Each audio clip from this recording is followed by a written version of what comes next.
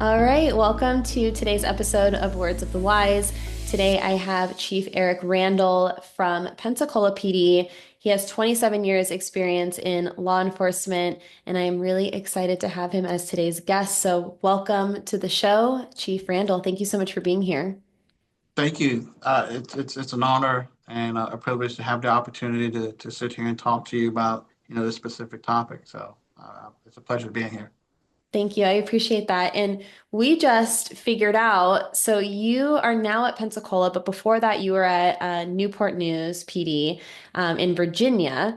And I had the current chief on the show recently, and we didn't realize that when we scheduled this. And so we had kind of that commonality, and it was just kind of a funny thing. We're like, oh, wait, like Chief Drew was just on the show, and you came from there, and now you're here. And so I thought that was really cool to see like, two different people from the same organization now doing really good things in wellness. Yeah, it is a small world, and it's just interesting to be able to be part of that dynamic. And we like I told you before, working in Newport News and now here in Pensacola, there's a lot of experiences that I experienced up in Virginia that have helped shape me here in Pensacola. So uh, that's awesome. And I'd love to jump into some of those things because I do think that all of our past experiences prepare us for what we're dealing with today or the challenge at hand. And so I do think that it's to see where someone is now, it's even more important to see where they came from and what they've been through. So, before we dive into, maybe the meat and potatoes of everything, I Mhm. would love if you Yep. could just give maybe a little bit of background. I know you said that you came from Newport News. You've been in this career for 27 years. What did those 27 years look like for you? How long have you been at your current agency? Just a small little snapshot. Yeah, so I've been here in Pensacola. June will be 4 years. I came here directly from Newport News, so it's been a lot of work, a lot of great times here in Pensacola.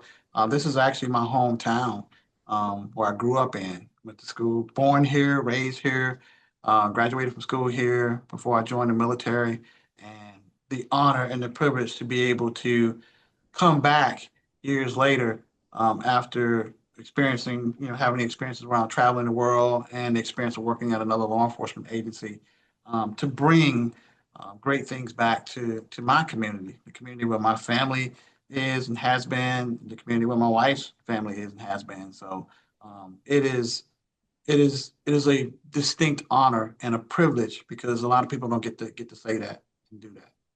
Yeah, and I can imagine that's so rewarding for you to come back and be like, this is my hometown, but now I have the opportunity to make a positive impact. I know that you said, and we talked offline a little bit, but I know that throughout your career, you've had some periods of time that maybe have been challenging for you.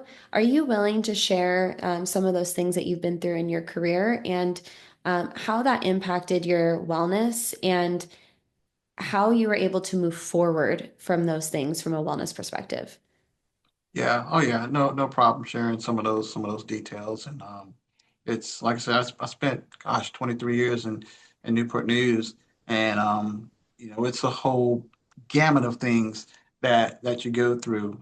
And I spent a lot of my time in specialty units, so working a lot of overtime, call outs, things of that nature, from high impact patrol to SWAT investigations, undercover, and things of that nature. So like many law enforcement officers, that type of person that's been in the thick of things. And we talked earlier about, ordinary people doing extraordinary things each and Mhm. every day. And so um, good to talk about it and kind of share some of my experiences and some of the things that I went through and how to cope with those things, because I know anything I can do to help others in the law enforcement field, especially leaders and up and coming leaders, the important role that we play uh, in that aspect. So, yes. And what were some of those things that you experience? Are you willing to like give maybe a couple things that you went through? Because Yeah. I do agree with you. I think that And we talked about this before, but I really believe that conversations can change and save lives. And the more that we can talk about these things and the more, vulnerable we can be about the things that we've gone through, then the more quote unquote normal they are. And I think that people who are going through similar things can recognize that they're not alone. And I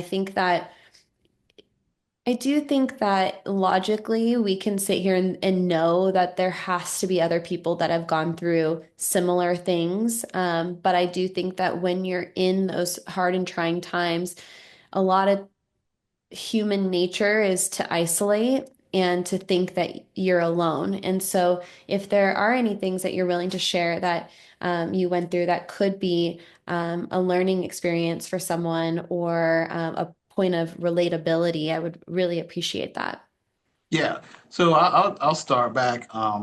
Just I'll talk about one incident back in 2019, August of 2019. Um, from August of 2019 all the way to January of 2020, right before the pandemic officially started, there were a few incidents that kind of culminated back to back at the agency that were really trying times, mentally and emotionally, and not only for leadership but for the agency as well. But I think it was important for leadership because we all went through it to kind of set the tone and set the example, to help our young department cope with the critical incidents that we were dealing with. And one back in August of 2019 was started off as a homicide investigation. And I just tell you, a brief story. Um, at that point in my career as assistant chief, working over the investigations bureau, so we had three bureaus, and we had a homicide that particular Saturday afternoon. And as with any homicide, I get called, and I'm going to come out, from the investigative side of the house. So this incident happened broad daylight, 3 something in the afternoon, gas station, domestic related incident where a young lady was shot and killed in a in a gas station parking lot. Multiple witnesses stayed around, provided wonderful information. I mean, that's the great relationship. When you have a great relationship with the community, Mhm. people are going to come forward and provide that great detail. That culminated into another situation. So um, law enforcement does great things when you work with great people, and we're always working to try to solve the investigation. So while en route to that particular scene, we got information that identity of the car and a potential suspect, and some of our very innovative officers were able to get information on that and locate this suspect vehicle in one of our neighborhoods that was on the other end of town. So immediately as responding to the original scene, I diverted to the scene of where we had the potential suspect vehicle and potential suspect. So while setting up a perimeter for that, we were going to work to get a search warrant and activate the SWAT team to be able to work to try to secure this location and potentially take the suspect in custody. While all that was going on, um, and setting up that and coming up with an operational plan to be able to deal with that. Um, uh, the suspect, unbeknownst to us, was not in the apartment, was actually circling the neighborhood and actually ambushed one of our patrol units, and shot in the car, injured the officer, and injured a ride along as well. Mm. Um, that culminated into a second officer involved shooting, where the suspect was hit and and taken to the hospital and wound up expiring. But the officer and the ride along was transported to the hospital and made a recovery. Um, but it's just going through that incident, being out there on the scene in the middle of it, thinking you got one thing going on, but then something else out of the ordinary comes out because there was a lot of confusion at first. Mhm. There was a vacant apartment right there on the perimeter. We didn't know if this was another separate incident that happened that wasn't related to the homicide. I mean, you know how it is in the middle of a critical incident. There's a lot of raw information and things that details that haven't come together yet. But ultimately, it was the suspect from the homicide. And we later learned that he was, had mentioned that he was gonna, shoot it out with police, and he had confessed to killing his wife. So that led to, like I said, a very chaotic scene because now you got a suspect that shot a police officer, ambushed a police officer, right along, a suspect that's down, an unknown location, and a location where you still got to maintain a perimeter on and watch because we don't know at that point these things are related. So trying to manage and mitigate all this while it's going on, I tell you, and when you hear on the radio, one, you hear the gunshots, and then you hear on the radio, I'm hit, I'm hit. I mean, that sends a chill through your body. And Mm. at that point in what was going on, I thought I'd had two officers shot. Um, and worst case scenario, thinking, because the two officers I'm thinking that have been hit were the ones that probably a minute or so ago that I had been talking to. So as this thing is going on, you switch from one mode. The roles that you play in a critical incident, and especially from a leadership standpoint, can be shifting roles. And I can remember the roles shifting from, you know, trying to plan for a SWAT mission. Now the warrior mode kicks in when you hear shots fired, and now you're trying to deal with a suspect that's fleeing in a neighborhood apartment complex where you have, you know, families that are potentially out there. Also, you've already working a homicide, so there's a lot of dynamics at play in that, and things of that nature. So all these things are going through your mind, and I can tell you, I remember distinctly. I would never ever forget this.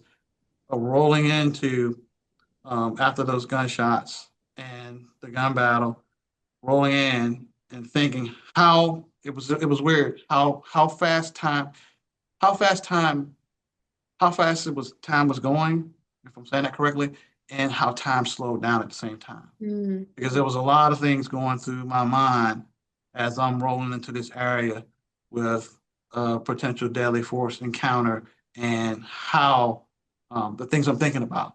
You know, not only it's amazing what you think about when you're getting ready to face those situations. And like I said, that's just from my perspective. Right. The things that were going through my mind, like I said, time sped up, but at the same time, it seems like it slowed down. And in any critical incident situation, we talk about tunnel vision. Um, going and looking back, there's a lot of things that responding into there with the gunshots and stuff that I didn't even realize what was going on because it was so tunnel vision focused. But I talk about the shifting roles. So once things had sort of calmed down, now it was a shifting role back to taking the leadership, being the ranking official on scene, and kind of trying to take leadership control of these multiple scenes that you got going on and things of that nature. Um, but I would tell you, I'll look back on it too. I spent a lot of time there afterwards, dealing with all the stuff. And at some point, I look back on it, I probably should have removed myself from the scene once everything calmed down because I was still into it. It's just nature. We're ordinary people, and that extraordinary ability kicked in to be, the leader and continue doing it in the thick of things, making sure things get done. So. But you think about it, the toll that it takes on you. And I'll tell you this, um, in a 45-minute period, 45-minute period went from doing yard work at home, getting called out, getting dressed, responding to a scene, and now there's also involved shooting, multiple people injured. And now, you got this critical incident going on running that. So, yeah, When I that's just can, one thing. yeah, and I can only imagine how that not only impacts the organization as a whole, but how it also impacts leadership. Because we talked about this before, but the one thing that we see, and it was kind of that thing that you were saying, like, okay, I should have removed myself, but I was going, because in leadership, you're like, I have to take care of everybody. Like, I have Yeah. to make sure that I'm there. Like, that is my role. And then you forget to take care of yourself. And so we see this time and time again where it's like, okay, after the fact, it's like you're looking out for everybody, who's looking out for you? And what are you doing to make sure that you're taking care of your wellness so that you can recover from this situation too? And so, were there any things after the fact that you did for yourself and your own personal wellness that helped you to recover and process what you went through that day? Yeah, so no, not too long, shortly, not too long after that, within a couple of days of that, we brought in peer support from outside of the agency because I think Hmm. it was important because we had peer support in the agency, but I think it was important because this was a massive incident, and like I said, it covered two different areas of the city that were probably 5 to 10 miles apart, and a lot of resources were tied up in that. So it was a decision that was made that we need to bring in outside peer support to be able to sit down, and it was important from a leadership standpoint that we as leaders be in, be part of the peer support meetings and briefings and things of that nature because we needed to talk about it. Um, we talked about it in different groups because we went in different group settings, but that was very, very helpful for me to be able to talk about the incident, sit back, reflect, and get an understanding from everybody else that was from a leadership standpoint that was involved because it helped me start processing the things that went on that day, and, and really think about that. You know, unfortunately, if we experience something else like that, what from a leadership standpoint and from a personal wellness standpoint that I need to take into account because, like you said, we're always taking care of everybody else, but who's taking care of us as a leader because we experience things as well. And most police leaders nowadays are in the thick of things each and every day and, and out there and out there with their troops and want to make sure everybody's taken care of.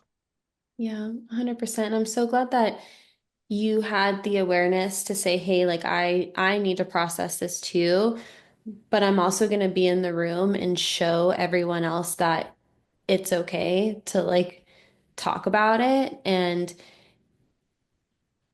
if leadership is doing it, then it gives permission to everybody else to be like, okay, well, they're doing it, and so it's okay for me to do it too.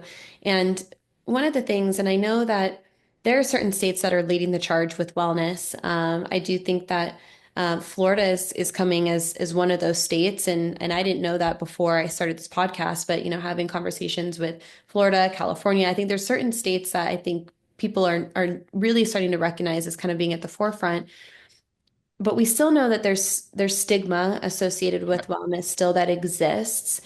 yeah, Um, how important do you think it is for command staff to set the example for wellness?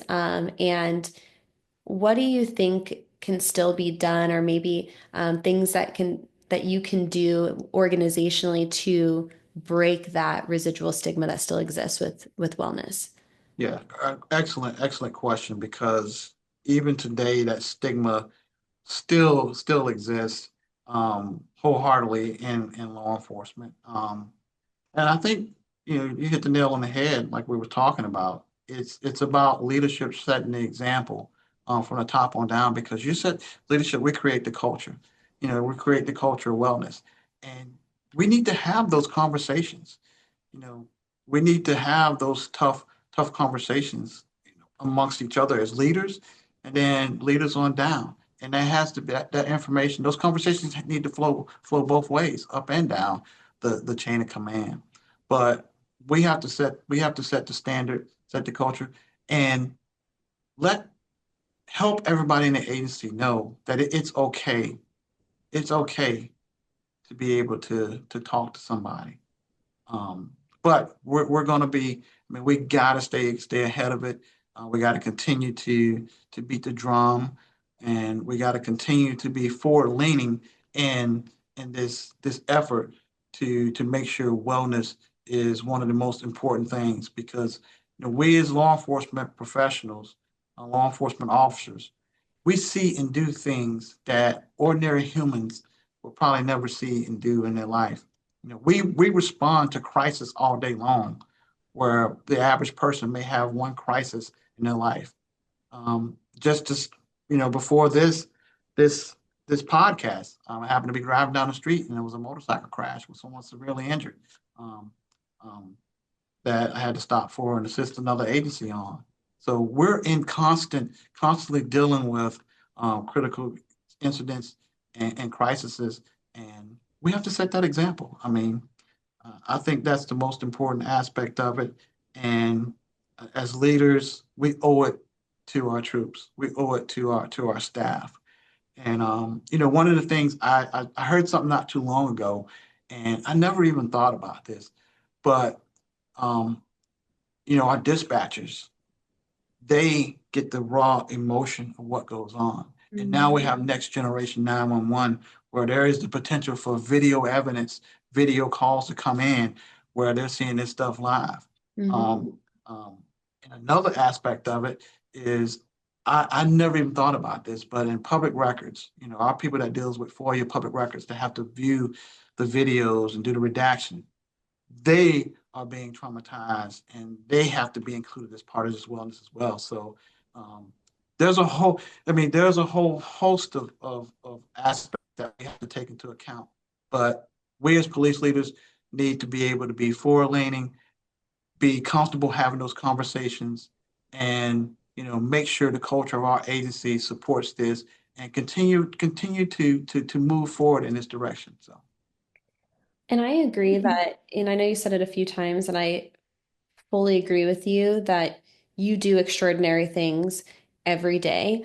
And I think that to think that a human, because you are a human being, like yes, you are in law enforcement, you do extraordinary things, you are also a human being. And to think that a human being is not going to be affected by the things that you see on a day-to-day basis is so unrealistic. right, You are a human, and the things that you see, especially because you see them so often, it's going to impact you. It's not a question of if, it's when. And it is that proactive mindset that you're talking about of like, how do you get in front of it? How can you be proactive? Because you know it's coming. Like that is the job. You're going to go through these things. So how can you make sure you have the tools and resources to support your entire team? And that's what right. you said. You're like, it's everybody. It's the entire team. It's officers, it's dispatch, it's records, it's detectives, it's everybody. So I appreciate that you recognize the hard work that everybody within the organization does and the hard things that they see. And I think that the more leaders who can take that proactive approach of like, how can we get in front of it and how can we provide tools that are going to help to mitigate that stress and that trauma is so positive. And I think that too, we don't realize the impact that we can have on someone's life. And that could be from any level within the organization. If you look out for each other and you care about each other and you support each other's wellness and you say it's okay, like you can have such a huge impact on someone's longevity in this career. Yeah, excellent. I mean, that is excellent because, as a supervisor, as a leader, and as you get to know the team around you, you can sense and and synthesize when someone is changing, when Mm. someone is going through. It's amazing how, as you get to know your troops, you get to know your team, how you can sense and see these things. And it's incumbent upon us to take the necessary action, the steps to kind of step in and offer the assistance that that person or people may need. And those are the tough things. I mean, that's the other stigma too, because sometimes people may be going through things, your peers may be going through things, and you're seeing it, but you got to step up and be able to help save a life, save a career, and things of that nature. Because, like you said, we see and do things each and every day that the ordinary person probably would never experience in their life, and it's the repetition that we deal with in law enforcement that you know comes to light that compounds these things, and we can't continue to hold these things. And I'll tell you um, one other incident that was that happened in January 2020 when we had an officer killed in the line of duty, young lady. and working the scene of that particular incident and taking, a leadership role and was once learning that the officer had been pronounced, stopping, bringing everybody together. So they're not hearing rumors, they're not hearing it on social media, but briefing the team on the scene, making sure that they are notified officially of what had happened. But I tell you, being strong as a leader and doing that, making sure the team roger up and get the job done that we need to get done and console those who need to consoling, and taking care of yourself. Because I tell you, that was a late night, a long night, and on the way home about 2, 3 o'clock in the morning, out of nowhere, it hit me emotionally as I'm driving down the highway going home, and just it happened. I needed to get it out. But that was another example of where peer support came in, being able to deal with it from a leadership standpoint, to set the example for team to be able to cope and be able to try to move forward and deal with things like that, the tragedy that happened to an agency. Thank you for sharing that you had that moment of emotion because I think that, and this is one of the reasons why I started this podcast, is so that we can have these raw, real conversations where leadership talks about like, there was a time where like it hit you, and it hurt you and it impacted you. And, I think that when other people who hear that from individuals that they respect, that is a movement in the direction of breaking the stigma. Because I think that historically it was like, oh, well, this isn't strong, or this isn't elite, or, I have to suck it up because XYZ. But when you have people who are in leadership that are well respected, who are viewed as strong and resilient, and, leaders within that organization saying, like, no, like I needed resources too. This hurt me too. I think that's when those walls of stigma start to come down and people start to realize that, it is okay. And I also like that you talked about, because I think this is something that's not addressed a lot of times. And I actually just had a conversation with someone else who's a therapist the other day, but she was saying that when you see those signs, there's also that stigma from other people who don't want to say something because they're afraid that that person's going to get mad, or that they're going to lose a friend or the camaraderie or whatever it is. And so it's that idea of like you have to have the courage, if you see something, say something, so that you can make sure that you get that person the resources that they need. And I think that when you have that level of care, you're training future leaders to have that level of care. You're training future leaders to have the awareness to look around and see how people are acting, to take the time to get to know people, to ask if you're doing okay. Because maybe that was something that someone did for them, or maybe that's how they learn to take care of, the people within their organization and their peers. So I think that all of what you're saying is creating the snowball effect to train future leadership to prioritize wellness as well. I mean, that's exactly what it is. It's you got to be able to recognize the signs, um, not only from yourself but what others may be going through, and don't take action. Because, like I said, you can save a life, you can save a career, um, because that's important. That's the important part. 100%. And I know that, we've obviously in the wellness space, I mean, I've been in the wellness space the last 8 years, and there's been great strides in a positive direction. I think everyone can agree with that, there are resources that didn't previously exist. There's conversations that weren't being had, 10 years ago that are being had now. There still is, I feel, I don't know if it feels like every day or if it is every day, but I still feel like there are reports every day still, or frequently, of officers or retired officers dying by suicide. And so we know that this is still something that's happening, and that the topic of suicide prevention awareness is still very relevant and very important. Can you share maybe some of the experiences that you've had with individuals that you've worked with who have died by suicide and how that's impacted you and maybe some of the things that you're still seeing? Yeah, so I've I've personally been experienced two different colleagues that had died by suicide that were still active law enforcement. Um, and one, I think it was last year, and just complete shock. Um, because I remember distinctly remember both individuals, um, very very jovial, um, outgoing, always positive attitude. So, I mean, and then, wow, this happens. And you find yourself like, well, what did we miss? What happened? Why? You're trying to find the why. You feel puzzled, but it it takes a toll on you as well because you start questioning. It's like, did I see something? Did I miss something?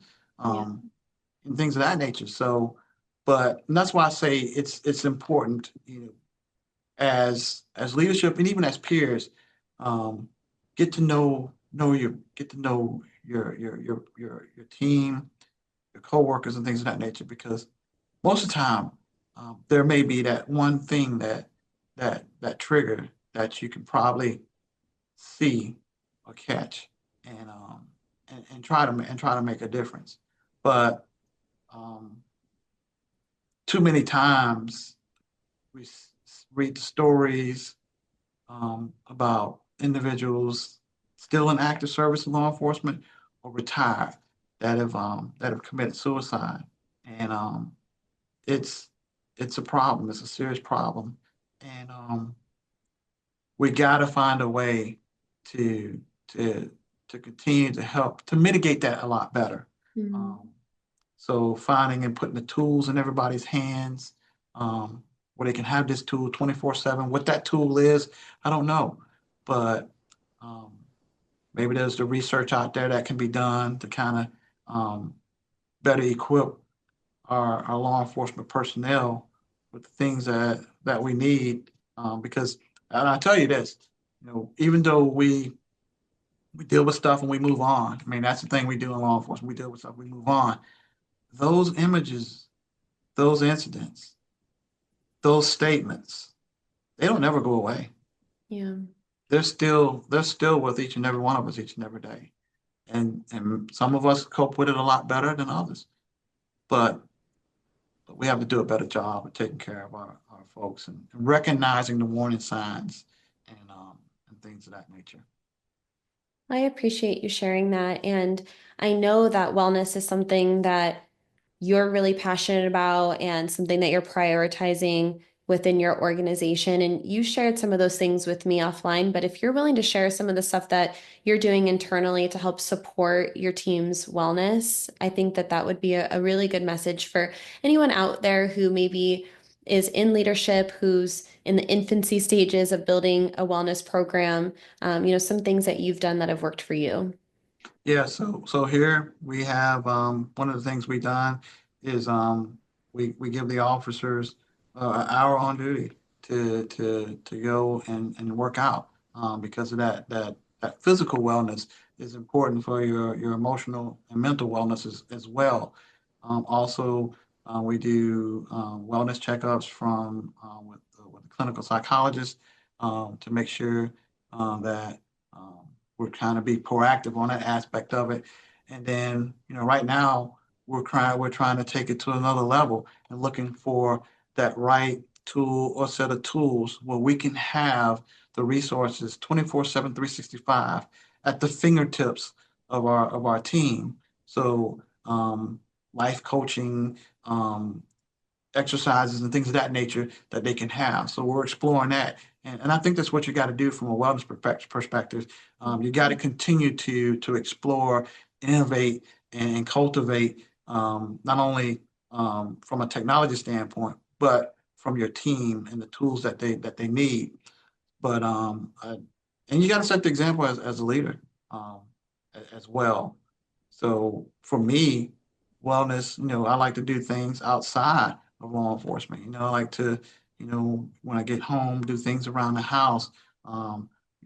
Do things with my dog, do things with the family outings and things of that nature. Doing things in the yard. One of the favorite things I like to do is I like to grill. I like to smoke. So smoking meat really does a lot for me. Reading things of that nature. Um, I was at a training last week, and one of the things that kind of struck me at this leadership training I was at last week for the city was one of the things was about what's your joy? Finding your joy should be something that we should all strive for. I was like, wow, that's pretty impactful. So every day I'm trying to find my joy. Every week I'm trying to find what that joy is and live by that. And then I tell you, a lot of the conversations I have with officers, especially new officers that are in training, and I've done this for years, is don't be Johnny Cop, Susie Cop 24/7. Um, when you get off, take time to enjoy life. Have associates and friends. Don't isolate yourself from your family, things of that nature, and have people outside of law enforcement and give yourself an opportunity to find hobbies to do other things. Because if you do this 24/7, 365, you become hyper vigilant and things of that nature. So you have to have those outlets. Find that joy. Find that joy outside of the job that keeps you going each and every day. I love that. And I've never had anyone say it in that way.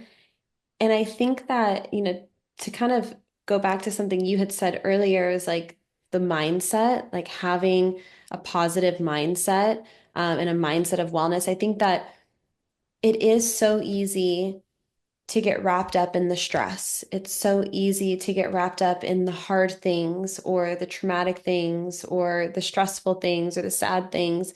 But if you can have moments of joy, of gratitude, and then moments of normalcy, and I say that with like a quote, but like you said, the job is a huge part of your life, but it's not the entire picture of who you are. And it shouldn't be. You should have interest outside of the job and friends and families and things that you like to do. And I think that it's just all about one, having awareness about it, but then also just putting one foot in front of the other. Because I think sometimes, and one of the things I get like pushback on a lot with wellness is like, well, I don't have the time, or I have so much going on. And I agree. I think that you guys are so busy and you have a lot of things going on. And wellness can feel overwhelming, but I think if you can just start with one thing, like you said, one thing that brings you joy, and it doesn't have to be something that you do every day. It doesn't have to be something that takes hours and hours to do, but it could be something where on your day off, you go and grill and that just makes you so happy and you're present and like you're so excited for the final product and you're like tweaking your recipe to try to like figure out how, and that's like the one thing that brings you joy. Or maybe it's, before you go to bed, putting on an audiobook or, getting immersed into a story and reading a book yourself. I think that there are little ways that you can do that. And if you can start with one thing and make that consistent, then it makes it easier to add other things. So I love that you said find your joy. Oh yeah, yeah, and I tell you all the time. I tell people that all the time that don't let this career can eat you alive if you allow it, and that's why you find something outside of law enforcement to do, and don't be it 24/7, 365 because it will control you, and have people outside of this profession that you can go to and talk to and do those great things. Spend time with your family, take trips. We live here along the Gulf Coast. We have the prettiest beaches in the world. So a lot of outdoor stuff here to do.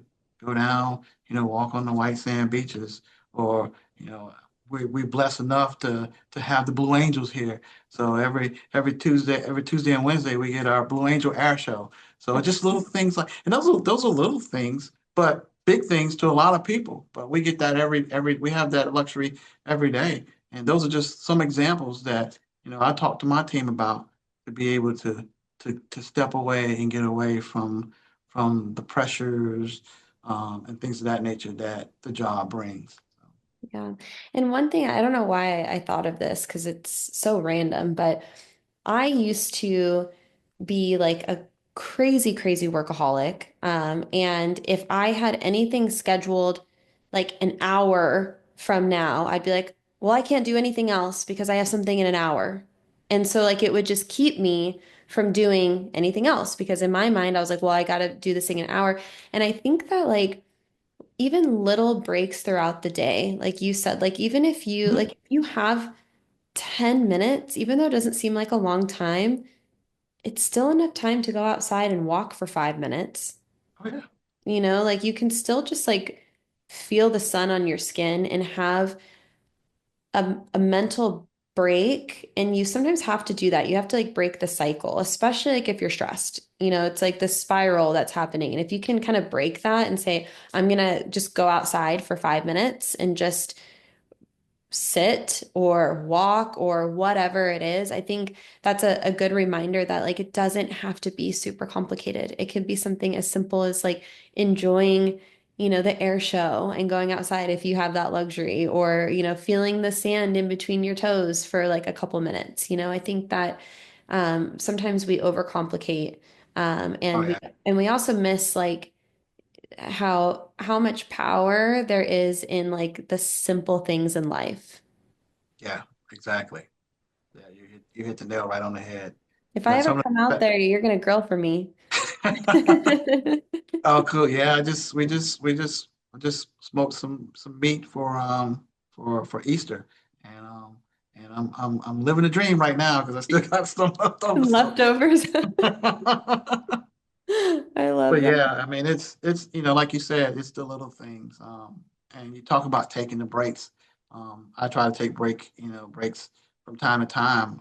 And some of the things, especially at work, the breaks I like to take. What helps me is I'll go visit community centers and interact with the kids and go play basketball or ping pong or things like that, or just sit and talk with the kids. I mean, that helps mentally helps break the monotony of things that are going on during the day. Or like I go up to the airports under my jurisdiction as well. So I'll go up to the airport and talk to passengers coming and going. I mean, that helps break the monotony of things that's going on. So just a little, those are two examples of things that I personally do as a leader, and things of that nature. But there's so much that you can do, and like you said, it's something start off with something small, and then you continue to work with that. But Yeah. find that joy, um, in something that you like to do, no matter how big or how small it is. And I also think too, like this thing that popped in my head is like you're saying find the joy, but also like going out in the community when they're not calling for your help and seeing them in joyous moments, like you said, like going and playing basketball or ping pong, like if you can also see your community when they're having good days and not just when they're having the worst day of their life or when they're upset at you because you pulled them over or whatever it is, I think that you can find joy within your community by doing that as well. Excellent example. Excellent example. And as a leader, that's some things that we talk about too, about being able to get out and interact with the community on a positive interaction. In between calls for service or nothing's going on, go in a business. I talk to my team all the time. It's like, hey, just stop and wave and say hi. You never know what somebody's going through during that day. You're Yeah. helping them and you're helping yourself as well by opening up that line of communication, to talk about something outside of a law enforcement interaction. Sports and weather can get a conversation going with probably with just about anybody. So, I love yeah. that. Sports and weather. I love it. Well, I appreciate your time so much. I have one final question for you. I always ask this question at the end. I feel like you've already given so much like positive and really good advice, but I'm going to ask it anyway. And if we have to be repetitive, that's okay. But what words of advice would you give to someone who's earlier in their career when it comes to wellness? Maybe something that helped you along the way or something that you wish you would have known earlier in your career? Oh gosh, that's a very, very good question. There's so many things. Um, um, find something that makes you happy outside of work. Um, Especially in this field that we do in law enforcement, there's so many demands, so many pressures put on us when we're on the clock. We experience so many things in a day, in a week, in a month, in a career. So take the time to find something outside of law enforcement that makes you happy, because you've got to take care of yourself. We've got to take care of ourselves before we can take care of others. And don't be afraid to to speak up, and um, and look out for one another. Look out for one another, look out for your family, look out for your team, and I think that will help get us all across the finish line to having a healthy lifestyle, healthy career, and healthy life after the career as well. Great words of advice. Thank you so much for your time. I appreciate you so much, and I love what you're doing, and I love your mindset, and I appreciate you coming on the show. Thank you. Oh, no problem. Thank you for having me. Appreciate it. Of course.